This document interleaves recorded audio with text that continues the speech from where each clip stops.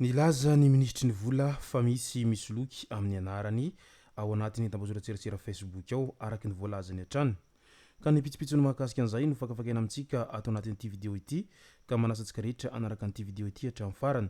Azadino ny milaiky ny vidéontsika ary tsarovatra ny miabone amin'ny chaîne antsika mba ahafahanareo manaraka tsy tapaka ny vidéo zay lefa nahito isan'andro. Tsy ampindrela moa isika fa avy hatrany tonga de vavany ndao ary.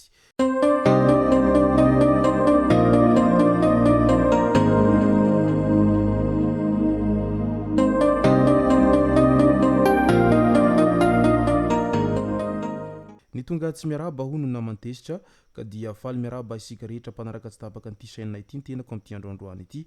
Arakan'izay efa natsiko terem-piantahana zay dia ny mahakasika ny raha fisolokiana no tena iompanantsika ato anatin'ity vidéo ity.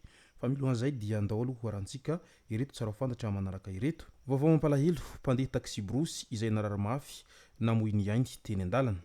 Mpandeha iray izay niaraka tamin'ny Transwell narary mafy, niezahana nientina hôpitaly tao Fianarantsoa indrisy tsy tana intsony ny ainy. Olona avy any Andiolava izy io, koa iangaviana izay manana havana mandeha Transwell avy any Andiolava mba hampilaza amin'ny havana akaiky amin'ity fahoriana izay nahazo ny olona avy any Andiolava izay maty tao Fianarantsoa ity. Nisy olona niaraka taminy fa somary sahirana izy, manatonina ao amin'ny hôpitaly Tambohibe izay havana ity raha namana izay nodimandry teny an-dalana ity. Hay trano goavana, misy trano may teny Ankazomanga tamin'iny afaka omaly alina iny. Henjana ny fahavoazana raha nijerena avy amin'ny sary ny zava-nisy teny an-toerana teny.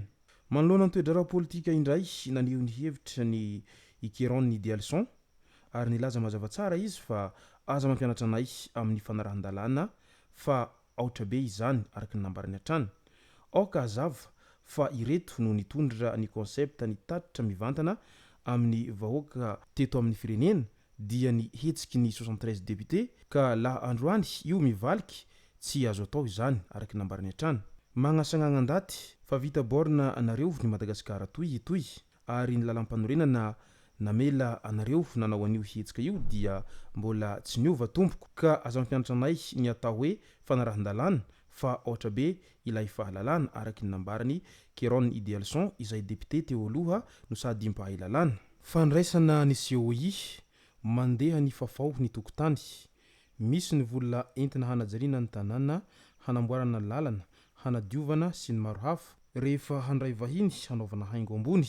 Rehefa ny malagasy nefa no mitaraina ho izy ireo dia tsy misy mpahita, tsy misy mpihaino sy ny maro hafa ka saika potika manerana ny nosy. Tokony handray fionana iraisam-pirenena matetika tsy atao ao Antananarivo ihany angambany isika amin'izay mba vomboatra daholy manerana ny nosy araky ny fanehoan-kevitry ny rolo mpanao politika raha vantany vao nahita ny zava-misy ao Antananarivo amin'izao ankehitriny izao. Hajo Andrianena Rivelo indray naneho ny heviny niaraka tsy hita tamin'ilay kianjan'ny demokrasia ny fahalalahana maneho hevitra sy ny fiarovana ny tanindrazana ho an'ny Madagasikara araky ny nambarany hatrany raha nilaza izy amin'ny zava-misy amin'izao ankehitriny izao satria izay maneho hevitra dia toa teritirena avokoa ary tsy mahazo alalana malalaka intsony izany fanehoan-kevitra izany amin'izao ankehitriny izao. Gasikara feno soa indray naneho ny heviny ihany koa. Tsy tokony hatahotra fanehoan-kevitra ny fanjakana raha tena matoky tena.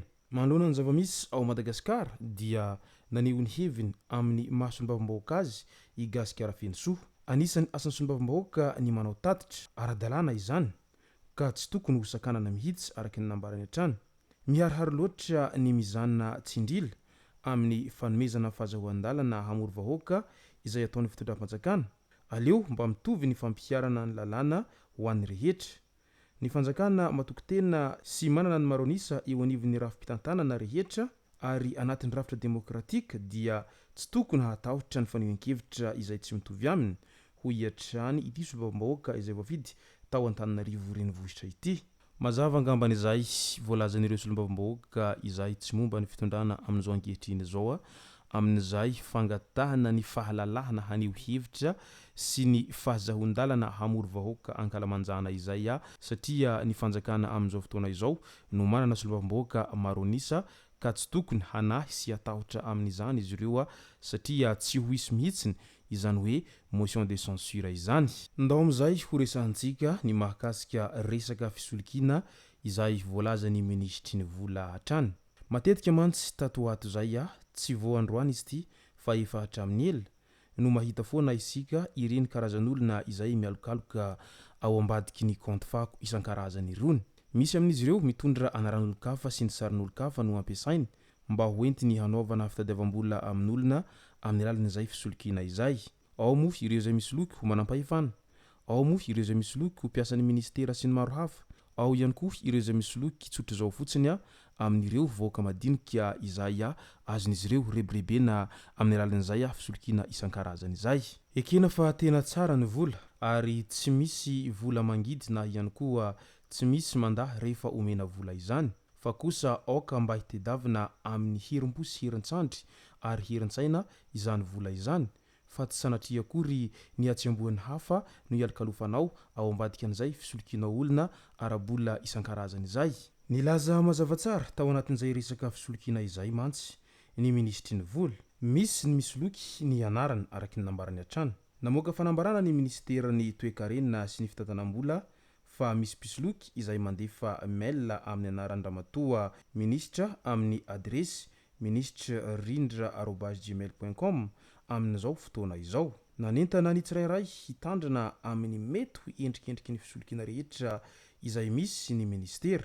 Nambarany fa efa tafapetraka eny amin'ny tompon'andraikitra mahefa ny fitoriana mahakasika an'izay endrika ny fisolokiana izay ataon'ireo olona tsy matahotody izay mialokaloka ao ambadiky ny anaran'ity ministry ny vola ity hatrany. Ka noho izany dia mila mailo mandrakariva isika amin'ireo izay tena mpisoloky ary misy amin'izy ireo dia tena mahay ao anatin'izay resaka fisolokiana izay no sady mahay mandresy lahatra no mahay mampiresaka izy ireo ary iny ianao fa voajono sady ampanentenainy zavatra isan-karazany ao anatin'izay fisolokiana izay ataon'izy ireo izay. Ny mahagaga nefa ny misy amin'izy ireny efa tena tratra izao dia rehefa avy eo votsitra ho azeny izay tsy fantatra hoe inona no tena mahatonga an'ireny olona izay misoloky ireny vetivety kely dia mahazo fahafahana aorian'izay fisamborana azy ireny amin'ny alalan'izay fisolokiana izay ataon'izy ireo etsy sy eroa izay. Ka aleo ihany mitandrina mba tsy voasoloky n'ireo izay mpanao ratsy no sady efa zatra lalandrinina amin'izay asa fisolokiana etsy sy eroa izay. Izay sy zay moa no masaka azona roso tao anatin'ity video ity tompoko lasy tompoko vavy misaotratsika rehetra naraka an'ity video ity hatramin'ny farany. Azadino ny milaiky ny video antsika ary tsarovatrany miabone amin'ny chaîne antsika mba ahafahanareo manaraka tsy tahapaka ny video izay lefa nahita isan'andro. Tompoko lasy tompoko vavy mankasitraka dia mirary soa.